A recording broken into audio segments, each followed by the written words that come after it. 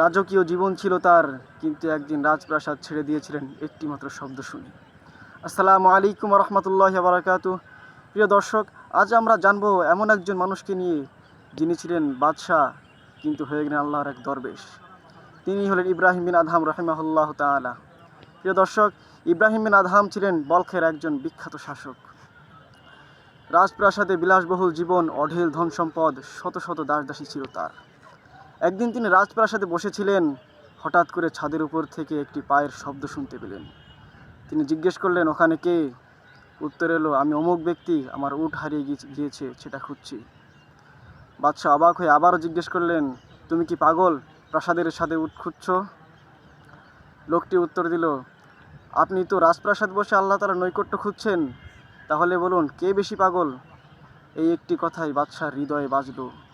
তিনি গভীরভাবে চিন্তা করলেন। সেদিন রাতেই তিনি রাজত্ব ছেড়ে দিলেন এবং রাজপথ ছেড়ে দিয়ে আল্লাহর পথ ধরলেন। পরিবার, ঘর, বিলাসিতা সব কিছু ছেড়ে দিয়ে জীবনের শেষ দিন পর্যন্ত তাওবা এবং আল্লাহ তাআলার ইবাদতে মশগুল ছিলেন।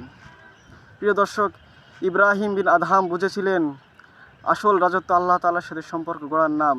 তিনি পদ ত্যাগ করলেন, রাজত্ব ত্যাগ করলেন, সুনাম সুখ্যাতি ত্যাগ করলেন, কিন্তু বিনিময় পেলেন এমন কিছু যা আজও লাখো মানুষকে আলো দেখায়। প্রিয় দর্শক, আমরা দুনিয়ার রাজত্ব পেতে চাই, টাকা পয়সা, ধন সম্পদ, পদ পদবি, আরও কত কিছু, কিন্তু শান্তির মূল উৎস কি এগুলোর মধ্যে?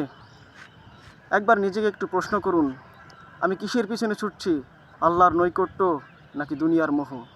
প্রিয় দর্শক, গল্পটি যদি আপনার হৃদয়ে ছুঁয়ে যায় তাহলে ভিডিওটি শেয়ার করে দিন এবং like, comment and subscribe and follow করে আমাদের সাথেই থাকুন। আসসালামু আলাইকুম ওয়া রাহমাতুল্লাহি ওয়া বারাকাতুহু।